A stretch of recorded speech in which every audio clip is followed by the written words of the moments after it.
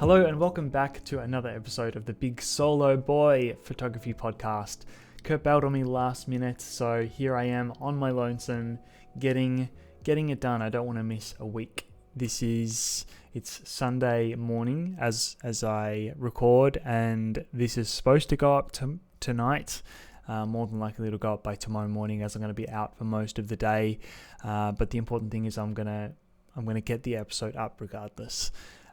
This is going to be, I'm going to call this a bit of an adventure episode. I don't have anything specific like written or planned out. I have a bunch of prompts, stuff in my notes that I've wanted to talk about, flesh out in the past, and I'm just going to use those as prompts and riff on that a little bit, and we'll see where we get to. I'm not exactly sure where this is going to go, but thank you again for joining me. Let's get into it right now. First thing I want to talk about is your website as a photographer. I don't know anyone who keeps their website up to date, and to be honest, it's not that hard. I've used Squarespace forever. One day I'm going to get Squarespace as a sponsor. I'm sure of it. I have to. I'm such a fan of their product, and I've been using their stuff forever, and it just makes it so easy. But that's not really what I'm going to talk about. What I'm going to talk about is I don't understand what the excuse we have for not having our websites up to date. In fact, I'm pretty sure Kurt doesn't even have a website. We've spoken about that on the podcast before, which is kind of mind-boggling to me because he's, quite successful and prolific for someone who doesn't even have their own home base on the internet. Kurt uses his Instagram, I suppose, as his home base. But yeah, I've been looking at a bunch of different photographers' websites this week, and pretty much everyone, with the exception of one or two that felt very current and up to date, I found a bunch of things on people's websites that just shouldn't be there or just aren't relevant in photography anymore.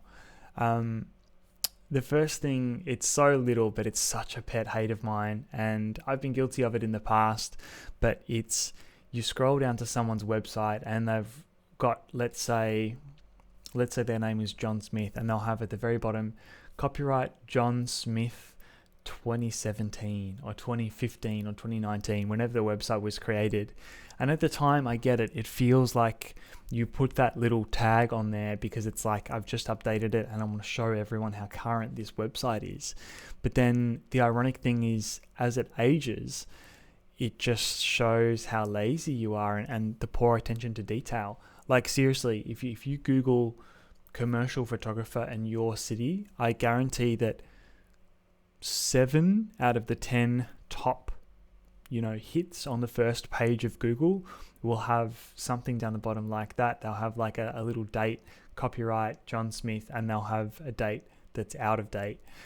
It's such a bad look. It just shows how little thought has gone into it. And to be honest, how many hits do we get a day to our website? Barely any. I don't think for most of us people, the sort of traffic that we're getting is anything that's going to matter, and probably no one's going to ever notice something like that. But I just think it just shows someone else looking at your website that you've put some thought in and you are making a conscious, considered, deliberate, consistent effort. It brings me to another point, I suppose, that I wanted to talk about perhaps a bit later, but it's that we judge our own websites and we judge other photographers' websites from the perspective of photographers. And I kind of want to put the question out to you, the listener. Is the bar too high now? Is the bar too high because we are inundated with so many, beautiful visuals, Pinterest, Instagram, we see so much great work all the time because that's sort of the diet that we're on. That's who we've chosen to follow on our social media accounts, and that's the media that we consume, and we see all this fantastic stuff. And we now, definitely for ourselves and for other people also, we judge very harshly people's work because we're photographers. And it was just something that I was thinking about. The funny thing is, photographers are not the clients. In most cases, I'd say in 99% of cases, the people looking at your work they don't have the same eye that we have. They don't look for the same things, or they're not impressed by the same things. So, for example, one thing that I see on just about everyone's website, and I understand 100% because this is and has been an ongoing trend for some time, but with product or food photography, it's the sort of bold colors, harsh light, hard shadows, and often like little square or round plinths, platforms, different heights, to make something that would have in the past looked very much like a render, like a digital, like a mock-up of a photo, I suppose. I don't know what the right word is. A digital image. But for example, those shots are everywhere, and my photographer's brain is thinking, everyone has got these shots. I wonder what the thing is going to be to stand out when, like you look at the websites, the current work of the 10 best, let's say, food photographers. And I certainly follow a few that follow these sort of trends, but you see a lot of that sort of thing. And the truth is, I'm judging it from a photographer's perspective because I'm like, okay, that's really, really played out now.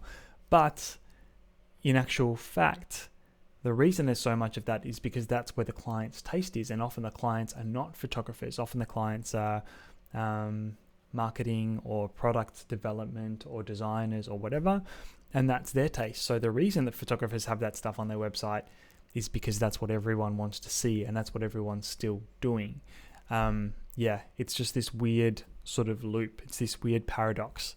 And just something I wanted to voice a little bit, because I think we judge our own work and we judge other photographers' work too harshly because we're photographers. And it's our job to see things in a different way to someone else. But in truth, our clients are not looking at it from that perspective. They're looking for something. They might see something on Pinterest that they want to emulate, and if you have a style like that on your website, they can see that you can do that. Chances are they're going to book you. You're going to get the job. Anyway, let's circle back a little bit. I jumped the gun a bit. One thing that I saw on a bunch of the websites as well that is just not, it just doesn't exist anymore, it's just not relevant anymore, is accreditation and awards. I saw a bunch of websites, again, if there's a Venn diagram, an intersecting Venn diagram of websites that show this and that show the outdated date down the bottom, there's a big middle section in that Venn diagram. And what I'm getting at is, awards or members of a photography, what's the word? Not club, like accreditation. So I think probably 10 years ago it was probably very impressive if you had the Australian Institute of Photography accredited member, or I can't even think of any of these organizations, but they have a little badge that you put on your website. You join up with this service and they recognize you as a professional, and you can submit your stuff for awards and this and that. And it's kind of like the equivalent of if you, the listener, the viewer, are interested in like the film world, you see like when people submit their work into film festivals, they get these little like badge or little wreath that you can put on the front cover or like the thumbnail to show that you've been shown in all these different festivals. It was kind of like the photographic equivalent to that, except it just means absolutely nothing. Like, can anyone prove me wrong here? Is there anything that actually comes from this? And is there any barrier to entry? Like, what do you have to do to get this accreditation or be part of these groups or clubs to put that on your website? because as far as I know, there's probably a membership fee. You probably have to pay quite a bit of money. Let's say, for example, like the Canon Professional or the Nikon Professional programs. I think what you need to join that and see yourself as a certified Canon professional photographer is you need to have more than 2 professional bodies. And I think you need to pay a fee as well. And basically what that gets you is once a year or twice a year, you can send in your gear to be serviced by Canon. And I think it's free or cheap or whatever. And I think also if something happens to your equipment, if let's say one of your bodies dies or both your bodies dies, you can hit up Canon and they'll send you a loaner while your gear gets repaired. You know, that's not necessarily... that's nothing to do with the caliber of photographer you are. That just means that you are, a busy working professional, I suppose. Is that what the flex is? Anyway, I thought that was really interesting because something that you used to see a lot more of, and I think the people that are hanging on to that stuff are probably not as relevant now as they think they are, or definitely as they were. Something else that I think I just shouldn't exist is just big slabs of writing. On your website, really the cleaner, the better. All the best websites that I have seen sort of view like a gallery, or if not, I suppose I can break it into 2 categories. There's sort of like the fine art style, and there might be a very small list of categories or themes down one side or up the top, and then there's just striking bold images that just work seamlessly together. They fit beautifully on the page, thematically they look really good. And then there's like where was I going with this? I can't even remember the second one. I suppose the second sort of type of good website that I'm thinking of is like the Squarespace thing, where it's sort of a little bit more modern and responsive and perhaps a little bit more bold in design. But again, it's all to showcase in the most clean and intuitive way the work that you do. A lot of websites that I've seen recently have work that are like 5, 10, 15 years old, and I totally get it in the way that an image, a great image should be timeless. A great image should hold up, and work that you've done 10 plus years ago, on its own, when viewed on its own, should still be impressive. But the truth is, on the website, when someone's looking through your website, they're having a look at everything in context of everything else. So if you've got work on there that's 10 plus years old, particularly digital work, because there's a lot, in my opinion, there's a lot more that can date about it, because there's a lot more stylistic choices that we make when shooting and editing a digital photo, right? First of all, there's more or less, I suppose, but there's different limitations on how you shoot it, because it depends on what the technology was at the time, dynamic range of the camera, noise performance, all that stuff. But also I'm talking about the way that you process and treat a photo with your colors and whatever. And I think it's pretty easy to see a digital photo that's 10 plus years old, because it just looks, the process, the editing and the retouching just looks out of date. And again, on its own, that image might hold up quite well, but if you look at it in context of a bunch of other things, it just looks bad. There's no other way to describe it. It just doesn't suit, and it just doesn't hold up the way that it doesn't fit in with your current body of work, in my opinion. Again, take this with a grain of salt, because this is viewing things through that judgmental photographer's perspective. But yeah, I've been thinking about this a lot, because I look at my own work and I judge my own work, and I've always had this fear of judgment. Kurt and I were talking about this a couple of weeks ago in an episode, and the truth is, the fear that I have is because, I'm judging it, or I'm allowing other people to judge it through the lens of a photographer. I'm trying to impress other photographers, which obviously we all are. It's unavoidable. But the truth is that the photographers are not the ones that are going to book us. It's been an interesting time for my life and for the channel in general. Obviously, I have a 3-month-old now. I'm getting less sleep. I have, probably less free time, less leisure time than I've ever had in my life. But I'm also being the most productive and having the most fun doing this channel that I've had just about ever. Recently, I put up a video photographing a friend, Talis, who's a music producer, and we got chatting. He studied film at school, and he used to be, a talented YouTuber and filmmaker in his own right. And he agreed to come along and help with some of the videos that I do in the future.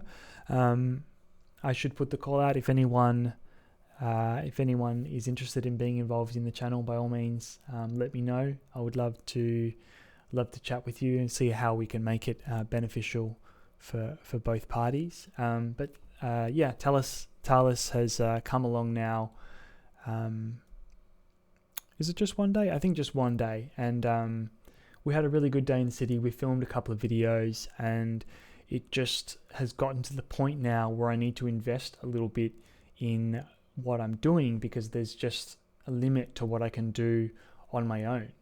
I can strap a GoPro on and film point of view of a shoot, or I can, pop a camera up in the background while I'm shooting, but there's only so much production I can get from shooting like that, and there's only so much value I can get across by shooting like that, because first of all, I'm kind of taking away from what I'm doing. If I'm doing that, I'm doing my actual shoot, or I'm doing my work slower and less effective in what I'm doing. Whereas if I have someone else to follow me around, I can focus on what I'm doing. I can mic up, I can talk to a camera, and we can make some cooler stuff. So it's just gotten to the point where I'm now investing a little bit into what I'm doing, because time is precious. I'm not getting any younger, and I want to start to snowball the channel now. I've been really consistent with the videos that I've been putting up, and for a few weeks I've done 2 in a row now, which is great. Mondays generally I've been filming a couple of videos with Talis, and it's been fantastic. I just go into the week feeling so good about what I'm doing, because I feel like I'm really moving the needle. I feel like I'm really, happy with my output. There's a bunch of cool stuff that I have lined up already. Next week I'm going to be shooting a deli. Some friends of mine, a friend of mine has opened a really cool trendy new sandwich shop in Richmond. I'm going to go and shoot that with Talis in a similar way to what we did the barber shoot with Andy a while back. I've been obsessed with the X100V. I mean, that's no secret. We've spoken about that forever on the channel between me and Kurt. I would like to know, is that something that's interesting for the viewer, or is that just me scratching my own itch? Personally, this is a camera that I carry with me, almost at all times, and it's just opened up the way that I shoot, because I don't have a backpack full of mirrorless or DSLR gear like I've had in the past. And if I have this camera with me, I can make what I think is cool, interesting content just about anywhere, just with a GoPro or a phone and my X100V. I love the way the pictures look. I love shooting it. I love even just wearing it. It looks cool to wear. And I know online there is a really big community on YouTube of people who also shoot and consume content around the X100V. So I'm sorry if it's been a little bit heavy on the Fuji content in the last couple of weeks.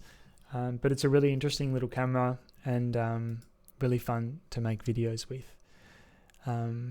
So yeah, it's a really interesting conversation. I watched a Sean Tucker video this morning about, I forgot the topic. It was something to do with making art that you actually stand behind, making something that you can actually be proud of, and not just catering to an audience or an algorithm or what is going to get you the most views or clicks or dollars. And it's such a fine balance, because doing that, obviously you're going to sacrifice views, you're going to sacrifice growth as well, but the benefit is you actually get to make the things. I hate saying art, I hate saying making art, it just sounds like such a wank, but you actually get to make the things that, you know, fill you up and make you proud and happy, and push your own, you know, creativity a little bit, rather than just trying to chase views, which we all do, you know. I'm certainly guilty of that, but it's such a fine line on YouTube, because it's like, if I actually, most of the audience watching YouTube videos are new photographers, really. I think, you know, established working professionals probably aren't sitting down and consuming a lot of YouTube photography content. Is that fair? I'm not sure if that's fair to say, but that's what I would assume, and that's what I've kind of seen in my content, because I think I used to do a lot of tutorials and Photoshop and reviews and you know, off-camera flash and stuff, and that would bring new subscribers in. And I think coming back to it, a lot of those subscribers have sort of grown in their journey and perhaps aren't that new in that new stage anymore. I could be completely wrong, but like I said, it's a fine balance, because where I'm at now is it's not as interesting to make tutorials and whatever else. I'd rather make videos of me actually out shooting. But I think it probably would be very beneficial to have a balance, to bring new people into the ecosystem, because with a tutorial or you know, a really in-depth behind the scenes or a Photoshop video or something, in a short amount of time I can really bring a lot of value to a new photographer or to someone searching for a specific skill or genre or whatever. Yeah, what do you think? I know it's very hard to get engagement on these sorts of videos. You know, I don't really blame anyone watching or listening. There's a lot of content that I consume that I don't, you know, interact with on a weekly basis. But if you have been watching and you are watching up until this point in the episode, you know, and you enjoy the podcast, I'd love to hear about what sort of videos are interesting for you to watch. Even not necessarily videos that I create or can create. You know, what is there in the photography realm that is a really interesting video? What do you click on and would you click on YouTube at the moment? Last thing that I want to talk about, this is a small one, but I think a really interesting one. Obviously, photographers now, we all have a pretty love-hate relationship with Instagram. Instagram is not really for photographers anymore. That's not a new thing. They've been pushing video for a long time, and stories, and more recently Reels. Obviously, the TikTok thing is, you know, out of control, to be honest. It's something that I've thought about many times. I'm like, oh God, I should really be on TikTok. That's where all the views are. That's where all the growth is. But to be honest, like the way that we consume TikTok, the way that people consume TikToks, and I've made a deliberate effort to not be on there, because I just am a worse person for it. You know, I feel more anxious and scattered if I'm consuming that sort of content. But the way we do it is, you know, the videos are so short that you watch 100 in a row. You never pause to actually properly interact or think about or, you know, take in. Or how often would you have watched a TikTok and then seen something and thought, oh my goodness, I'm going to get on Google, I'm going to look that person up and follow that person on YouTube or Instagram, or I want a deeper connection with that person, I would wager probably almost never, because the point of it is to finish that video, quickly serve you the next one, and then the next one and the next one, and all of a sudden you're lying in bed. You were supposed to get up 2 hours ago and you've consumed 200 TikToks. Where I'm getting at with this is I saw a video from another YouTuber, North Borders. He's an Australian YouTuber currently overseas, but he had sort of figured out that he could upload his photos as reels and they would perform much, much better. Like I think 30 to 40% better than if you just posted a photo or a carousel, which is so counterintuitive. It just so defeats the purpose, because if you are turning your photos into a video for social media, by definition, they're going to get crunched, and they do. The quality just gets squashed. We work so hard to create this high resolution, high quality, beautiful, crisp, sharp image with all these details that we want to communicate in the medium, and then now what we're doing to actually get them seen is just sticking them in a reel and uploading them. Basically just a video that doesn't move, low resolution and low quality, and it's pretty fascinating. I mean, it's a really interesting way around the system and what the system is trying to get us to do right now. Do I agree with it? Not necessarily, but if it gets you seen, I suppose, if it makes someone take a second look, it's better than nothing. I don't know. I'm so torn on this. To be honest, I'll most likely experiment with it myself. It sounds interesting, and I'd like to see actually how worthwhile it is. And perhaps it's something you would like to experiment with also. That's, I suppose, a negative. And on the positive, one interesting feature that I've noticed on Instagram recently is you can have a collaborator. Let's say you shoot something with a model or a client or a company. As you make the post, you can make someone a collaborator, and then basically it's a dual post. The post is I think it's gonna share comments and likes. I'm not too sure about that actually, but it's gonna appear on their main feed as well, which I think is actually a great thing and really interesting, because it's going to give us as the photographer, if we're making the post, it's going to give us more control about how we crop and post and do captions and tags and all that stuff, because often the client has their own agenda. They're serving their own purpose, and they may not have the same knowledge about the way that sort of content is going to look good online. Sometimes they add their own filters, or they crop it poorly, or that sort of thing. So I think this is really good, and it's going to probably get your photos exposed better to someone else's audience if you can frame it in the way that you like. Anyway, collaborations, that's something that I'm going to tinker with a little bit myself as well. I thought it was really interesting. And I just wanted to bring it up here because I'm going to start playing with it. Okay, I think that's it for today. I do not have a tool of the week. Thank you, as always, so much for watching. I sincerely appreciate it. If you have enjoyed the content and you have watched this far into the video, the best thing you can do to support me is to give me a big fat thumbs up on the video, leave a thoughtful comment down below, and subscribe if you haven't already. And I'll see you in the next one. Bye.